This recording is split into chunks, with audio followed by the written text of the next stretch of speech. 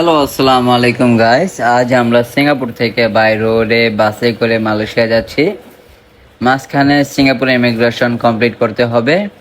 এতদিন আপনারা আমার সিঙ্গাপুর সিরিজের ভিডিওগুলো দেখেছেন আর আপনার অসাধারণ রেসপন্স দিয়েছেন, এর জন্য সবাইকে অনেক অনেক থ্যাঙ্কস। আজ থেকে শুরু হচ্ছে মালয়েশিয়ান পর্ব। তো এখন আমরা সিঙ্গাপুর বর্ডার ক্রস করে মালয়েশিয়াতে ঢুকছি। সামনে আরো অনেক সুন্দর ব্লগ আছে, তাই সাথে থাকবেন। তো এখন আমরা সিঙ্গাপুর থেকে মালয়েশিয়ার রাস্তায় আছি। পুরো রাস্তা জুড়ে চোখে পড়ছে সুন্দর সুন্দর কিছু পাম গাছ, দুই পাশে পাম গাছে ঘেরা লম্বা রাস্তা, যেন সবুজের এক বিশাল কার্পেট বিছানো। বাসে বসে জানালা দিয়ে বাইরে তাকালে দেখা যায় অনেক জায়গা নিয়ে রাস্তা, সমুদ্রের একদম পাশে চলে গেছে। দূরে নীল পানি আর কাছে সবুজ গাছপালা একসাথে মিলে এক অসাধারণ ভিউ তৈরি করছে। সিঙ্গাপুর থেকে মালয়েশিয়া যাওয়ার জন্য একটা দীর্ঘ ব্রিজ আছে, যেটা জোহর সিঙ্গাপুর কজওয়ে নামে পরিচিত। এই ব্রিজটা পার হওয়ার সময় একদিকে সিঙ্গাপুরের স্কাইলাইন আর এদিকে মালয়েশিয়ার ভিউ দেখা যায়। ব্রিজটা পেরোনোর সময় সত্যি মনে হয় আমরা এক দেশ থেকে আরেক দেশে প্রবেশ করছি, এরকম একটা অবস্থা। দুই পাশেই সিটি আর মাঝখানে সাগর, আর এই সাগরই তাদের বর্ডার। তো সিঙ্গাপুর একটা আলাদা ল্যান্ড, বলতে পারেন যে এইটা একটা আইল্যান্ড, মানে দ্বীপ।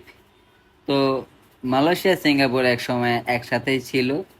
মালয়েশিয়া ছিল মুসলিম কান্ট্রি আর সিঙ্গাপুর ছিল চায়নাদের আম, দখলে, এবং চায়নারা বৌদ্ধ এই ধর্মাবলম্বী।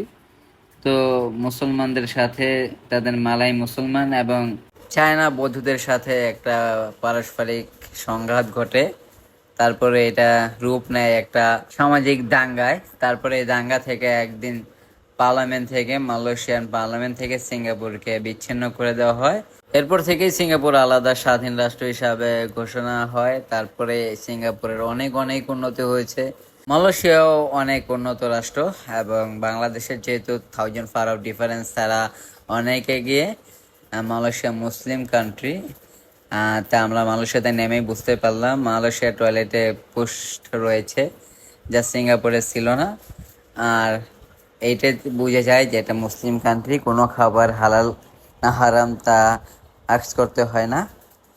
তো আমরা এখানে একটা শপে নামিয়ে দেওয়া হয়েছে, আমাদের বাস এখানে নামিয়ে দিয়েছে সবার প্রয়োজনীয় কাজ সেরে ফেলতে। কেউ টয়লেট করছে, কেউ খাবার খাচ্ছে, আবার কেউ প্রয়োজনীয় কিছু কেনাকাটা করছে। তো বাসের সময় ছিল 15 মিনিট, সব 15 মিনিটে শেষ। এখন আমরা বাসের দিকে চলে যাচ্ছি।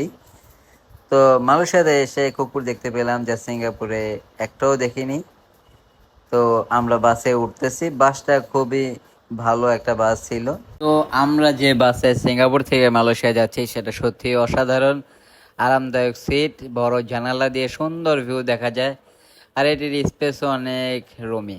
বাসের ভেতর অ্যাটমসফিয়ার অনেক চিল, আর চালকের ড্রাইভিং খুব স্মুথ। যাত্রাটা এতই আরামদায়ক যে মনে হয় ঘন্টার পর ঘন্টা রাস্তা পেরোনোর পরও ক্লান্তি লাগে না। আমরা সবাই ঘুমিয়ে পড়ছিলাম। বাংলাদেশের বাস জার্নি আর বিদেশের কান্ট্রিতে বাস জার্নি এক না, খুব স্মুথলি চলে, রাস্তাঘাট ভালো এবং আশেপাশের পরিবেশও খুব সুন্দর। মাঝে মাঝে থামে, রিফ্রেশমেন্ট নেয়, সবাই টয়লেট করে, যার যা প্রয়োজনীয় কাজ সেরে নেয়, তারপর আবার চলে গন্তব্যের দিকে। মাঝখানে আপনি ঘুমিয়ে নিতে পারবেন, অনেক বড় চেয়ার এবং খুব স্মুথ, কোনো কষ্ট হবে না। বাংলাদেশে যখন আমরা চলাচল করি বাসে উঠলে মনে হয় যেন কখন নামবো এই অপেক্ষায় থাকি, কিন্তু সিঙ্গাপুর থেকে মালয়েশিয়া আমাদের এই 5 ঘন্টার রাইডটাই কোনো কষ্টই লাগেনি। তো আমাদের সাথে বাসে করে যাচ্ছে অনেক ফরেন লোক, নেদারল্যান্ড থেকে, স্পেন থেকে আসা। এখানে একটা নেদারল্যান্ডের ফ্যামিলি দেখতে পাচ্ছেন, তার বেবিটা ঘুমিয়ে পড়েছে। তো আমরা কুয়ালালামপুরে চলে এসেছি, সামনে দেখা যাচ্ছে টুইন টাওয়ার। তো আমাদের বাস আমাদের একটু পরে নামিয়ে দিবে। খুব সুন্দর একটা দেশ মালয়েশিয়া, এবং অনেক বিল্ডিং দিয়ে ভরপুর, পাহাড়ে ঘেরা একটা দেশ। তো আমরা কুয়ালালামপুর এসে পড়েছি, একটু পরে আমাদের হোটেল মেট্রো স্টারে চেক ইন করবো।